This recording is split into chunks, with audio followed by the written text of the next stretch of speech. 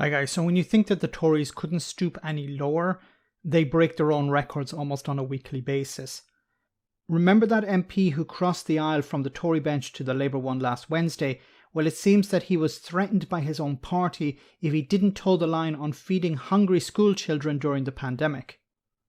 It's understood that pressure on Christian Wakeford came when footballer Marcus Rashford was in battle with Boris Johnson over free school meals.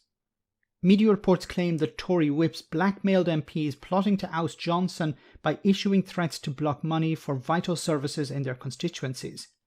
Wakeford, who just joined the Labour Party, said of the school in Radcliffe, "I was threatened that I would not get it if I did not vote in a particular way."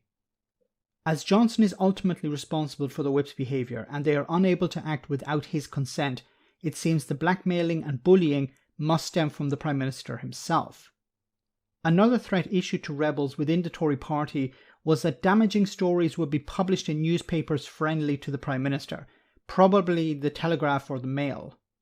A senior party member urged MPs to report any claims to the police. Christian Wakeford, it seems, suffered the same tactics in an attempt to get him to vote against free school meals for poor children during the holidays. Wakeford claims that he was threatened with the scrapping of the new school in his Greater Manchester constituency if he backed Labour in the vote. This came at a time when Boris Johnson was boasting about levelling up the north.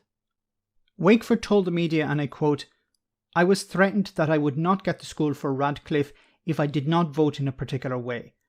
This is a town that has not had a high school for the best part of 10 years. And how would you feel when holding back the regeneration of a town for a vote? It didn't sit comfortably, and that was when I was really starting to question my place at the time." Media reports are saying that it was a cabinet minister who issued the threat to Wakeford. So how much of this is true?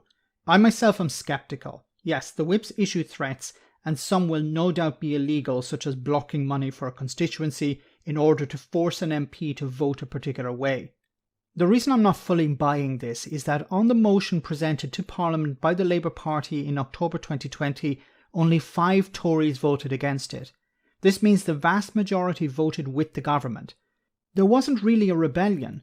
It wasn't necessary to strong-arm MPs, or if they did, they would have issued a blanket threat to all. This doesn't make much sense to me. My other problem with this is, why are we only hearing about it now? Yes, MPs calling for Johnson to resign will no doubt face threats, even illegal ones from the whips, but the free school meals vote was about a year and a half ago. I think Wakeford wants to put the boot into Boris Johnson, but I'm not buying the idea that he was threatened if he didn't vote against Labour on the Marcus Rashford motion. As I covered at the time, I think he jumped ship because he saw a massive swing in the polls towards Labour. He held no real loyalty to Boris Johnson or the Tories, and that's why he left. Others may think that they still have a chance to cling on to power. Let me know in the comment section, guys, what you think. As always, your comments are greatly appreciated. Thanks a lot.